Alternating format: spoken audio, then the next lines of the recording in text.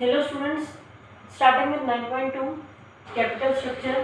9.1 में आपने financial management का मीनिंग जाना, रोल पढ़ा और आपने फाइनेंशियल प्लानिंग टॉपिक पढ़ा, 3 फाइनेंशियल डिसीजंस पढ़े। अब कैपिटल स्ट्रक्चर की अगर हम बात करें तो ये क्या है, देखिए कैपिटल स्ट्रक्चर जैसे हमारी बॉडी का स्ट्रक्चर है, बाल और आपकी प्रॉपर एक प्लेस है हर चीज़ का, और अगर किसी इंसान को वो प्रॉपर प्लेस नहीं होता तो आप क्या बोलते हो, उसको थोड़ी सी एबनॉर्मलिटी है। एक बॉडी का जैसे स्ट्रक्चर डिफाइन है, जैसे कि कैपिटल स्ट्रक्चर क्या है कि किस तरीके से आप उसको बना रहे हैं, वो सारी चीज़ें आपको यहाँ पे स्टडी करनी है। तो मीनिंग क्या है, टेक्निकल टर्म्स में कैपिटल स्ट्रक्चर का मीनिंग होता है relative proportion of different long term funds. आपको जो मेजॉरिटी पॉइंट, जो मेन पॉइंट ध्यान रखना है वो है कि कैपिटल स्ट्रक्चर में हम काउंट कर रहे हैं आपके long term sources of finance. देखिए बैलेंस शीट की लायबिलिटी साइड हम उठा रहे हैं जिसमें आपके सोर्सेज ऑफ फंड्स हम काउंट करेंगे। सोर्सेज में equity shares, preference shares, borrowed capital, retained profit और करंट लायबिलिटीज। ये शॉर्ट फॉर्म मैंने लिखी है, आप यूज नहीं करेंगे ऐसे। आपका अमाउंट दिया हुआ है 4,50,000, 2,25,000, 1,12,500, सेम 1,12,500 और आपका करंट लायबिलिटीज है 1 लाख। यानी कि आपके इक्विटी शेयर्स, प्रेफरेंस शेयर्स, आपके पास बोरोड कैपिटल यानी कि आपकी डिवेंचर्स, आपकी रिटेन प्रॉफिट और आपकी करंट लायबिलिटीज और इनका रेस्पेक्टिव अमाउंट, इन सबको मिलाकर के टोटल अमाउंट बनता है 10 लाख रुपए। इनकी परसेंटेज अगर हम कैलकुलेट करें, आई होप आप सभी को परसेंटेज कैलकुलेट करनी आती है। जैसे इक्विटी शेयर्स का 4,50,000 डिवाइडेड बाई 10 लाख इंटू में 100 कितना बनेगा 45%। तो आपने इक्विटी शेयर्स की परसेंटेज निकाल दी, उसके बाद preference shares, forward capital, retain profit और आपकी करंट लायबिलिटीज, ये सारी परसेंटेज आप कैलकुलेट करेंगे। इधर है percentage of long term sources of finance. अब यहाँ हमने क्या किया है, हमने हमारी करंट लायबिलिटीज को हटा दिया है। 10 लाख में से 1 लाख गए, यहाँ तक का हमें देखना है, यहाँ तक का हमारा बनता है 9 लाख रुपए। तो percentage of long term sources of finance 4,50,000 divided by इन सबका टोटल जो कि आपके पास है 9 लाख। तो 4,50,000 डिवाइडेड बाई 9 लाख इंटू में 100 वो कितना बनेगा आपका 50%। और सेम वे फिर हमने बाकी सभी सोर्सेज का कैलकुलेट किया है 25%, 12.5, 12.5। तो आपके पास ये हो गया percentage of long term sources of finance. मैं ये आपको टेबल क्यों समझा रही हूँ, इसका रीजन आप अभी समझेंगे कि कैपिटल स्ट्रक्चर की मीनिंग के साथ साथ आपको फाइनेंशियल स्ट्रक्चर और कैपिटलाइजेशन क्या होता है वो भी स्टडी करना है। तो बैलेंस शीट का हमने आपका देखा, sources of finance liability side हमने पढ़ी है कि equity, preference, borrowed capital, retain profit और करंट लायबिलिटीज आपने डाली हैं, उनका amount, respective percentage and respective percentage of long term sources of finance आपने यहाँ पे देखा। अब फाइनेंशियल स्ट्रक्चर क्या होता है, ये जितने भी डिफरेंट सोर्सेज ऑफ फाइनेंस आप पढ़ रहे हैं, चाहे इसमें आपके लॉन्ग टर्म सोर्सेज हैं चाहे आपके शॉर्ट टर्म सोर्सेज हैं, उनकी परसेंटेज यानी कि ये जो चीज़ है हमारी आपके पास थर्ड कॉलम जो है वो आपके पास क्या होगी, आपकी फाइनेंशियल स्ट्रक्चर।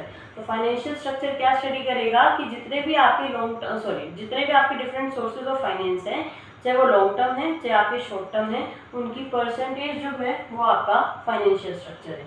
नेक्स्ट आता है कैपिटलाइजेशन। अगर मैं आपके टोटल अमाउंट में से आपकी करंट लायबिलिटीज का हटा दूं और बाकी आपके जितने भी सोर्सेज बचते हैं उन सभी का एग्रीगेट कर दूं सिर्फ और सिर्फ long term sources of finance का, तो aggregate of long term sources of capital जो होते हैं वो कहलाते हैं आपका कैपिटलाइजेशन। और कैपिटल स्ट्रक्चर क्या है, रिलेटिव, आपके पास relative proportion of long term capital की, आपके पास रिलेटिव प्रोपोर्शन आपको स्टडी करना है of the long term capital, यानी कि आपके पास दिस टाइप। ठीक है, तो 3 कंसेप्ट आपने पढ़े आज, financial structure, capital structure and capitalization. Financial structure में दोनों चीजें काउंट होंगी, लॉन्ग टर्म भी और शॉर्ट टर्म भी। कैपिटलाइजेशन एग्रीगेट है, अमाउंट जो होगा 10 लाख में से 1 लाख गया, जो आपके पास आपके एग्रीगेट बनेगा आपके long term sources of finance का। और कैपिटल स्ट्रक्चर है रिलेटिव प्रोपोर्शन सभी का, और वो भी सिर्फ उसमें हम काउंट करेंगे आपके long term sources of finance, यानी कि शॉर्ट टर्म लॉन्ग टर्म के साथ काउंट हो रहा है सिर्फ और सिर्फ आपके फाइनेंशियल स्ट्रक्चर में। उन दोनों चीज़ों में यानी कि कैपिटलाइजेशन और कैपिटल स्ट्रक्चर में हमारा फोकस रहेगा long term sources of finance के ऊपर। ये तो बात हुई मीनिंग की और इस टेबुलर पॉइंट ऑफ व्यू से हमने आपको समझाया। नेक्स्ट है आपका डिवेंचर कैपिटल यानी कि debt capital and equity share capital, और इनको हम कंपेयर करेंगे आपके कॉस्ट एंड रिस्क के पॉइंट ऑफ व्यू से। सबसे पहले मैं रिस्क उठाती हूँ क्योंकि आपने प्रश्न में भी स्टडी किया हुआ है। जब हम रिस्क के बिहाफ पे स्टडी करते हैं तो आपकी डिवेंचर कैपिटल जो होती है वो सबसे रिस्की कैपिटल होती है। रीज़न आप सभी जानते हैं कि डिवेंचर होल्डर कंपनी के अगेंस्ट केस फाइल कर सकते हैं। कब? अगर कंपनी इनेबल है उनको उनका इंटरेस्ट पे करने में, उनकी कैपिटल रिफंड करने में, तो वो अपनी इंटरेस्ट और अपना कैपिटल को रिफंड करवाने के लिए कंपनी के अगेंस्ट केस भी फाइल कर सकते हैं, क्योंकि कंपनी की गुडविल को हार्म करती है। तो ये तो बात हो गई रिस्क के पॉइंट ऑफ व्यू से। कॉस्ट के पॉइंट ऑफ व्यू से बात करें तो आपने स्टडी किया हुआ है इक्विटी शेयर कैपिटल सबसे कॉस्टली कैपिटल होती है क्योंकि उनकी एक्सपेक्टेशन सबसे ज़्यादा होती है। डिवेंचर कैपिटल जो है वो लेस कॉस्टली है। इस वजह से क्योंकि वहाँ पे उतना आप ये कह सकते हैं लेस कॉस्टली है, क्योंकि उनकी एक्सपेक्टेशंस कंपनी से उतनी हाई नहीं है जितनी इक्विटी शेयर होल्डर्स की होती है। अब मैं इस पूरे कंसेप्ट को एक्सप्लेन करती हूँ। इक्विटी शेयर होल्डर्स की सबसे ज़्यादा एक्सपेक्टेशंस क्यों होती है? सपोज कीजिए मैं डिवेंचर होल्डर हूँ और आप सभी इक्विटी शेयर होल्डर्स हैं। कंपनी ने 2 लाख का प्रॉफिट कमाया और मेरा इंटरेस्ट बना 20,000। अब 2 लाख में से 20,000 कंपनी ने मुझे पे कर दिया तो 1,80,000 बच गया। अब आप सभी इक्विटी शेयर होल्डर्स हैं तो आप ये सोचेंगे कि अब हमारा एक फिक्स रेट तो है नहीं डिविडेंड का, तो ये पूरा 1,80,000 हमें मिल जाए, क्योंकि हम सबसे ज़्यादा रिस्क पे होते हैं। अगर कंपनी को थोड़ा कम प्रॉफिट होता और वो इतना ही होता कि जितना डिवेंचर होल्डर का इंटरेस्ट है, तो कंपनी तो सारा का सारा वो प्रॉफिट डिवेंचर होल्डर को तो पहले दे देती और हमारे हाथ में कुछ नहीं आता। तो हम 2 साल ऐसे ही रहते, हम तो सबसे ज़्यादा रिस्क बेयर कर रहे हैं। और अगर कंपनी को लॉस हो गया तो भी कंपनी अपनी रिटेन्ड प्रॉफिट से डिवेंचर होल्डर्स को दे देती, हमें फिर कुछ नहीं मिलता। तो वो क्या सोचते हैं कि हम तो सबसे ज़्यादा रिस्क बेयर कर रहे हैं सबसे लास्ट में रिसीव करके, तो उनकी उम्मीदें कंपनी से बहुत ज़्यादा बन जाती हैं कि जितना भी आपका इंटरेस्ट बनता है वो आपने दे दिया डिवेंचर होल्डर्स को, अब जो मेजोरिटी पॉइंट बनता है वो सब हमें मिले। जैसे आपके जो बाहर के रिश्तेदार होते हैं उनको आपने बैंकेट हॉल से आपने विदाई दे दी है। अब जो घर की बुआ, घर की बेटियां जो बचती हैं वो क्या सोचती है हमें अच्छी साड़ियाँ मिले, हम मिठाई के खूब सारे डब्बे ले जाएं, तो उनकी उम्मीदें जैसे बहुत ज़्यादा होती है और उनको निपटाना ही सबसे भारी काम होता है घर वालों के लिए।